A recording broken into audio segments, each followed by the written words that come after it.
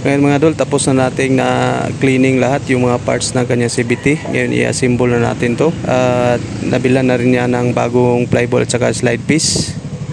Let's do this.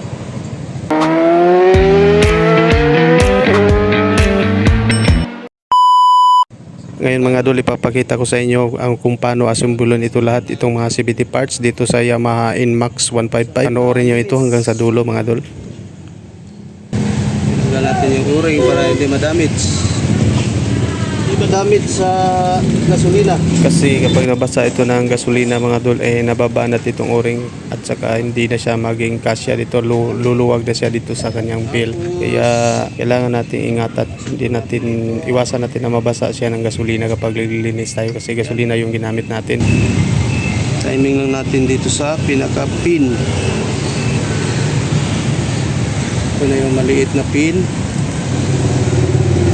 guide ng torque drive.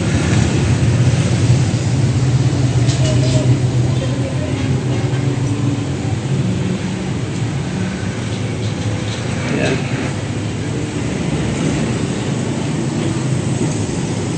Ganito lang mag-assemble. Tapos huwag kalimutan, pinaka-importante, grasa. Kalimutang lagyan ng grasa mga idol. Nalaglag.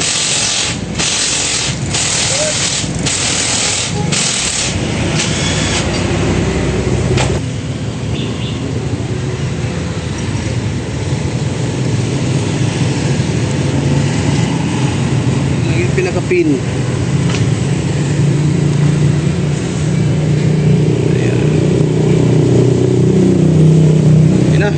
Ito na yung kanyang cover dito, pinaka-cover.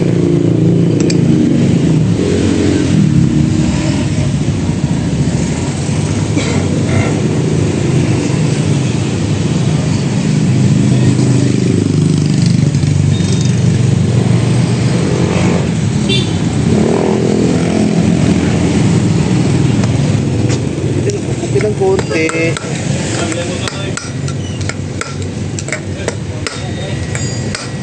Yan.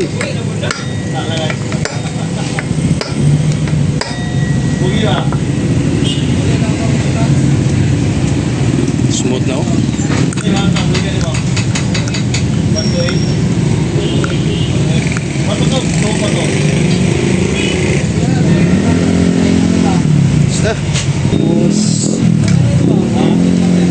Dati na? Lagay! Lagay! Ay, dagat kar! Ala, nawa! Kar! Dala mo kar! Dalawa mo kar! Sinakaon!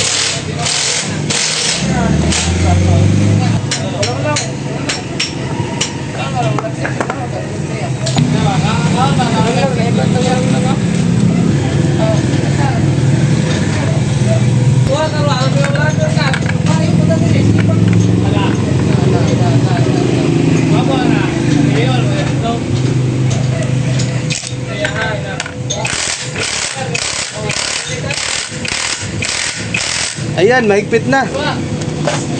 Kawalong pitik. Lagyan lang natin ng grasa para hindi makalimutan. Ito sa pinaka pilot bearing. Ayan. Kunting-kunti lang mga idol. Lagyan na natin itong bagong slide piece. Ayan, tatlo po ito mga idol. Para wala yung lagutok. Ito yung dahilan ng lagutok. Slide piece kapag napudpud o maluwag na. Pag lumuwag, malagutok siya. Kakabit na natin yung bagong flyball.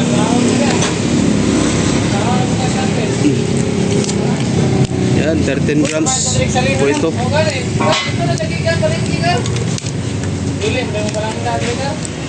It's RC, it's IRC. Napakaganda ng quality.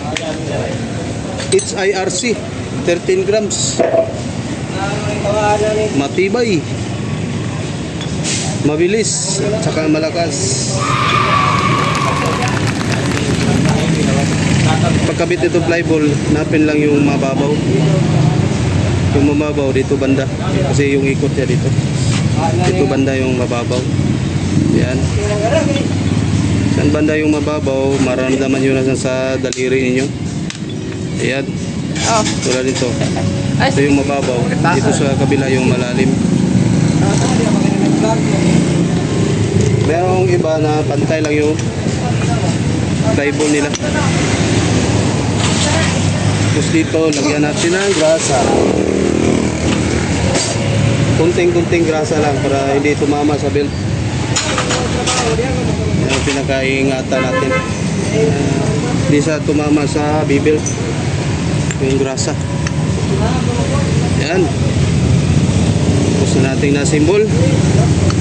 Double check. Naka-lumis yung mga flyball. Yan. Okay na. Sakto na. Yan, ikabit na natin.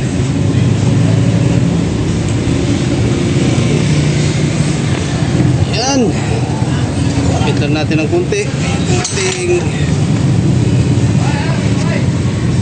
camera. Ayan. Tapos, wala. Yun ang ikabit natin. Itong pulley set. Kasama na yung flyball. Tapos B-belt. Sa B-belt meron tong arrow. Yan, dapat paharap to. Para nag-timing natin. Yan. Tapos light push ulit. Itong pulley ulit. Pulley. Ito sa labas. Meron itong dalawang washer. Dito sa washer meron itong marking. Nakalagay na para maliit na oval. Ayan. Yan yung banda dito sa labas.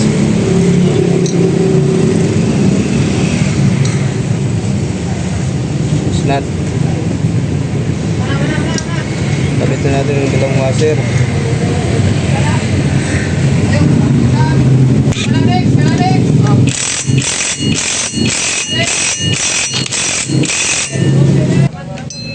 Wala, nalagyan na natin ng grasa. Ayun, ikabit na natin itong torque drive assembly. Tapos higpitan na natin itong kanyang nut. Yan ang pinaka-importante na dapat nating tandaan na mahigpitan talaga para hindi sumabog. Kasi kapag natanggal yan ay sabog talaga yung kanyang CVT at saka mababasag ito lahat. Yan. Higpit na lahat. Double check lang natin. Katapos yan.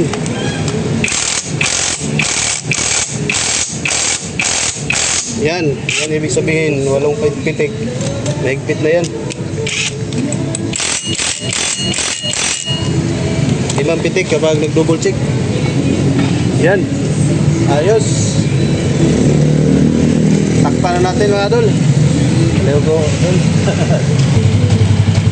Hindi siya sumabit. Pailay mo, alay. Oh. Chip, alay mo. Dahil lang ha. Kasi ilisa na na. Oh. Palitin lang rayos. Ay, butan lang ito sira. Skillet. Ako lang itawad lang. Dali, raman eh. Dali lang kayo sira. Oh. So, nahirap lang tayo sa pagkalisa dito eh. Yan. Yung tumama sa dawil. Ayan na. Pitan mo na natin para hindi gumalaw. 150 ra. 150. Standard na na. Ganito ya. Baliw.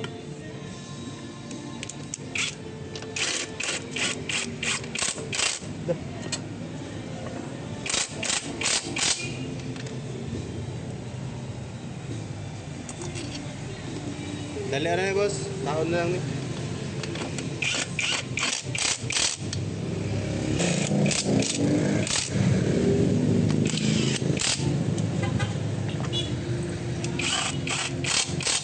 Ayan.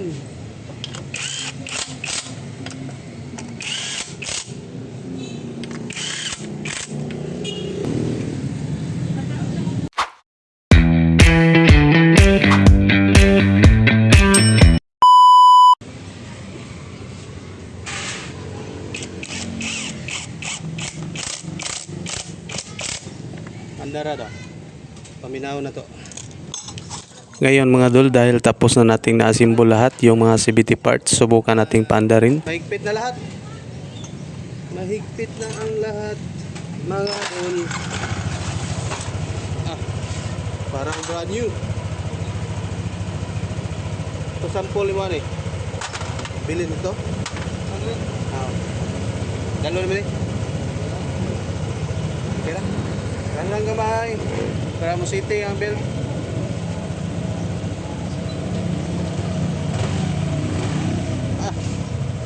Okay na, ano yung sabay mo pagilid ba? Wala nang ingay.